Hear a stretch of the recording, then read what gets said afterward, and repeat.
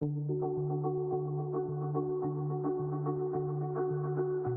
nome é André Silva e o episódio desta semana de Uma Pitada de Nutrição aqui na Hiper FM está a começar com a Filipa Custóis, nutricionista. Filipa, bom dia. Tudo bem por aí? Olá, bom dia. Sim, contigo. Bom dia. Também. Filipa, então vamos hoje, apesar de à terça-feira na Hiper FM ser dia de séries de nova temporada, hoje em Uma Pitada de Nutrição vamos também de certa forma acabar por falar sobre séries, neste caso documentários. A pergunta fica no ar: somos o que comemos?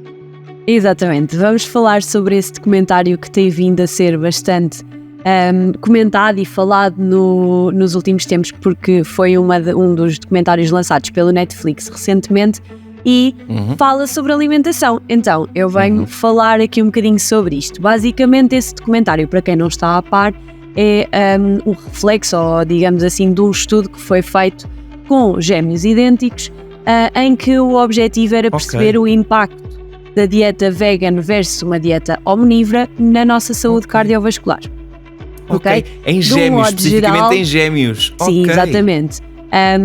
E de um modo geral é isto.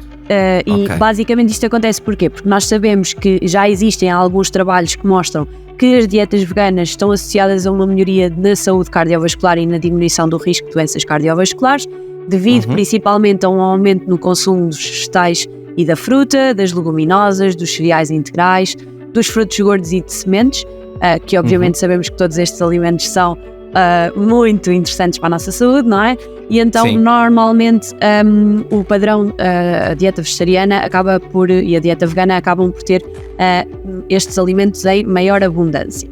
E o que é que este estudo realmente fez, ou o que é que se fez para estudar este impacto? Basicamente, então, foram usados estes gêmeos idênticos para minimizar o impacto dos fatores genéticos.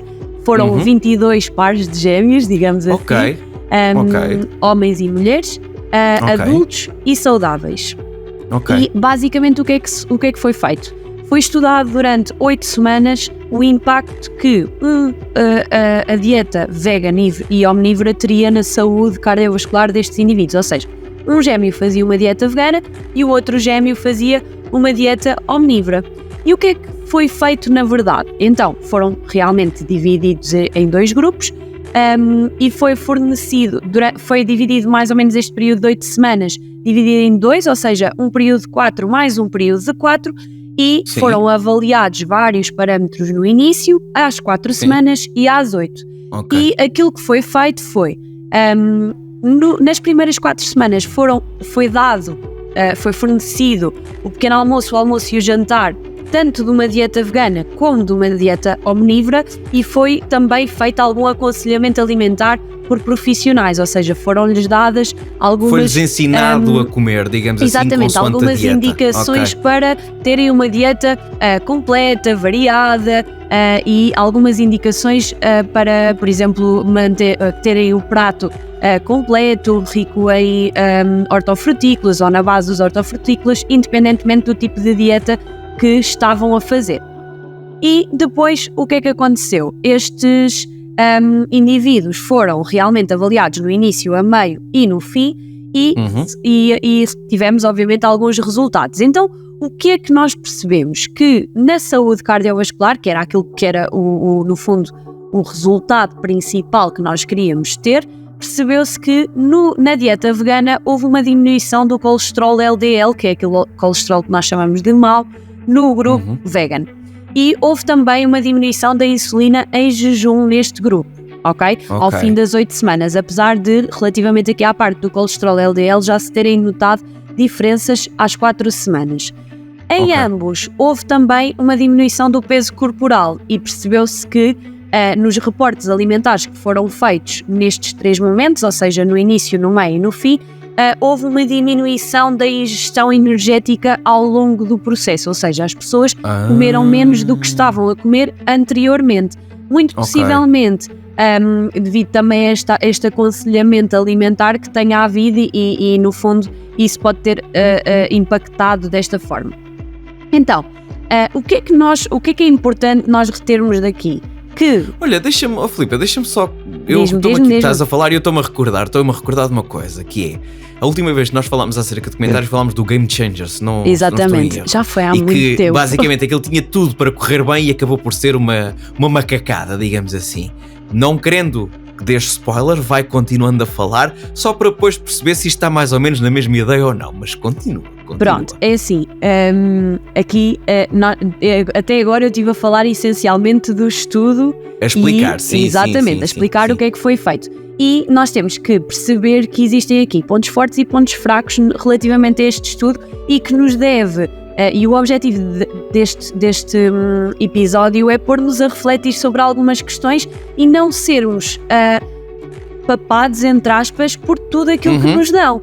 Porque a verdade é que existem aqui muitos pontos fortes, nomeadamente o facto dos gêmeos serem realmente idênticos e não haver aqui influência do sexo, da idade, de fatores genéticos que aumentam a fiabilidade dos resultados, isso é verdade. Também houve um fator muito importante que foi nas primeiras 4 semanas do estudo, houve a entrega de comida e nós sabemos que realmente isso é uma dos fatores que melhor promove a adesão à dieta. Quem tem a papinha feita gosta mais. Sem dúvida, eu acho que todos os nutricionistas concordam comigo que um dos principais fatores que pode ter aqui um impacto na adesão à dieta tem mesmo a ver com a facilidade ou, no fundo, a dificuldade que é organizar as refeições. E aqui neste caso houve essa papinha, como estavas a dizer, mas depois também o tempo que tiveram em que eram eles próprios a fazer essas refeições também foram 4 semanas, portanto também não foi assim muito tempo.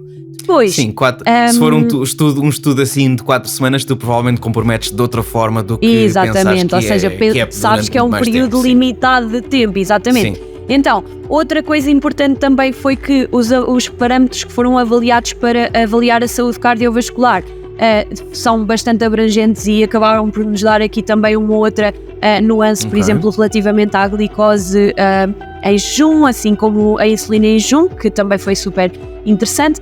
E depois também aqui um outro ponto positivo foi realmente o uso ou recorrer a profissionais qualificados para validar aqui a adesão à dieta, assim como comparar também a ingestão de macro e micronutrientes, porque foram usados softwares validados nesse aspecto. Portanto, isto foram assim as partes positivas. E por outro lado, temos aqui as partes mais negativas ou as limitações do estudo, digamos assim, de uma forma mais técnica. Deixa-me deixar-te aqui uma provocação. Vamos fazer render o peixe, porque eu acho que temos muito ainda para conversar sobre este assunto, porque deste-me aqui bons parâmetros positivos, mas eu acho que isto, assim como no Game Changers, acho que isto também vai espalhar um bocadinho ao comprido. Por isso, temos mais sobre este documentário, sobre o estudo deste documentário da Netflix no próximo episódio de Uma Pitada de Nutrição. Este fica depois disponível em podcast, tanto no Spotify como no YouTube.